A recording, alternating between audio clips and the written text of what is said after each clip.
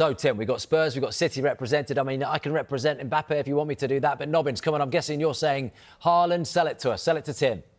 I don't need to sell it to Tim because Tim himself said that Haaland is the best 9 in the Premier League. So I think he's done the work for me. I don't have to introduce decimals and label Haaland as a 9.5 to push Haaland. If you look at all those players on that list, who is the one that's most likely to score the most goals? There's only one name there, and it's Erling. It's the player who should have won the Ballon d'Or in 2023. It's the player who, for Borussia Dortmund, scored 41 goals in 41 games, which is a madness. So not even doing it for Bayern in the Bundesliga, but doing it for Dortmund. In a bad season, last season, he was still able to get over 30 goals in all competitions as well. We are looking at a true freak of nature here. More goals than games for Norway. As I say, he's done that for Dortmund as well. Very nearly done that for City. As well. He's an absolute freak of a player, and he's only getting better as well. That's the thing, and that's the reason why I'd want to keep him in your squad, because he's, 25 years old? He's only getting better. He's only improving. Tim, I heard you muttering there. No, I couldn't agree more. I mean, everything I agree with there. I mean, Erling's just... and especially this season, he looks like he's playing with a smile on his face. Looks like he's really enjoying it. I mean, the last goal against Brentford, it was just an unbelievable strike. You know, he's carrying the lad on his back. You know, he's almost got a rucksack on him. Like, he just carries him around. He's like a big man playing with kids in the playground, you know, just absolutely brushing them off, stepping aside and just slotting it into the net. He's just a phenomenal player. It's just... and you know what? They have had a bad season, but he didn't, like, pick up the phone to his agent and say, get me away from me, I want to start challenging for Champions Leagues, I want to win the Premier League again. Just rolls up his sleeves, says, I'm going to be a leader of this group and I'm going to lead them to success this season. I wouldn't be surprised if he does that. Go on, Daniel, make your claim for Kane then. Well, I think it's pretty self-explanatory, and Tim has said it. I've had debates literally since yesterday with a couple of fans, especially my brother who's a Liverpool fan, and he doesn't believe me when I say Harry Kane is the best striker in the world currently on form. If we have to pick any team right now, you look at Bayern Munich and you can see how Harry Kane has completely transformed the way how Bayern Munich play. He can drop deep, he can create, and he can score. You can see him defend, you can see him attack, you can see him do it all. This is someone that is still doing it at the age of 32. And can keep doing it well into his 30s. This is someone that is unstoppable. You know, 18 goals in his first 10 games for Bayern Munich this season across all competitions. That's ridiculous. Now, I'm sorry, I really do agree. You know, I understand that Erling Haaland is a really, really great striker, and I would personally have him in my team as well. But I think it will be absolute madness to basically say you'll pick Erling Haaland over Harry Kane. I'm sorry. So hold on. So, Daniel, if you had the chance now to bring Haaland or Kane back to Spurs, or Haaland to Spurs, you're going Kane? Always Kane. Even at the age of 32? Even at the age of 32, he is the best striker in the world right now. We could use him for another season or two, and I know he will definitely top out in terms of not just scoring goals but assists, but I reckon he also will break the all-time record as well in the Premier League. He'll do it. You think he comes back? Do you think maybe at the end of this season he comes back? You know him, Tim. That's like you're insinuating something. And you might know more than me. You might know more than me, mate. I'm asking you. Tim, we're asking you know as much as me. Tim, we're asking you. I think he comes back to the Premier League. I'm not sure where he goes. When did he last WhatsApp Harry Kane, Tim? When's his birthday? Tim knows, guys. Tim knows. We'll get it out of him for sure. Look, Nobbins. So we've got to mention Mbappe. And by the way, I know you said stats, throw them out the window, whatever. But just to throw a stat at you, he's had more combined touches than the other two. That's nice. I like my striker. but my point being that he is more of a complete player. You see him more on the ball. He's more of a rounded player. He's an individual. He's an individual more than a team man. Yeah, that's fine. That's fine. I don't even know if Mbappe is even a proper number 9 or a proper striker, to be honest with you. I think he's more of a left-sided forward. So that might disqualify him from this debate anyway, if I'm trying to be cheeky there.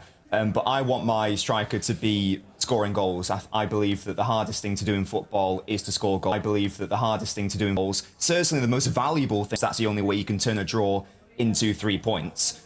So based off that logic, who is the player who's most likely to contribute the most value? Who's the player who's most likely to score the most goals? And that's Big Erling, definitely. So that's why I'd rule out Mbappe and Kane. If you ask me, this drop bench sell situation, I'd start, bench, sell situation. I'd start Erling. I'd have to sell Kane because I don't really see the value of having Kane on the bench if Erling is my starter, whereas Mbappe can come on and offer something different. So that's the route I'd go down. Interesting. Just quickly, Nobbins, on this, and I know Tim and I have had this conversation before. It's stupid, it's pathetic, it's hypothetical, but I quite like it. So if Harry Kane, that sums me up in a sentence. If Harry Kane had signed for City, and Tim, he was very close to doing that, wasn't he? If he had gone to Manchester City before Haaland had signed, do you think he would have scored more than Haaland has? No, I think you can make the argument that City as a unit may have scored more goals, because you can definitely make the argument that Kane would raise the overall floor of the team more, especially a few years ago when Haaland was like 3 years younger. He was 22 years old. But on an individual level, there's no doubt that Haaland would have scored more goals. He broke the Premier League record. I think we could all argue it, guys, but I just think the best manager we've seen over the last decade has to be Pep Guardiola. If we offered him the choice of these three... He wanted Kane, didn't he? Yeah, he did. Exactly. That's the point, right? That's the point. So if Pep wanted Kane before he got Haaland, that surely showed the quality Kane has. Kane can do everything that Haaland can't just do as well. I mean, he can just score not only just goals, but create opportunities for his teammates. He can do a lot of the team. I think... Tim. Yeah. What was going to be the end of it? Because the end was Mbappe would be his last choice. Right. He's all about the team. I think Erling's about the team. Harry Kane 100% is about the team. And I think Mbappe is a magnificent player, but a little bit more selfish, a little bit more himself. He is the entertainer. The fan would have a different opinion. A lot more fans out there would say, no, we want Mbappe, because they want the excitement. But the reliability of putting the ball in the back of the net, you have to take the other two big men. Yeah. So, look, Daniel, what about this then? So we all, as Tim has just said, you know that they're going to be competing for the Champions League, right? Come the end of May. Two of them competing, according to Tim, for the World Cup, and not Haaland in a Norway shirt. So is this the race for the Ballon d'Or playing out, and who gets that and why, Daniel?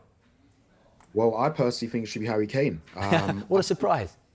What a surprise indeed. But essentially, I think he's been a standout player in the Bundesliga.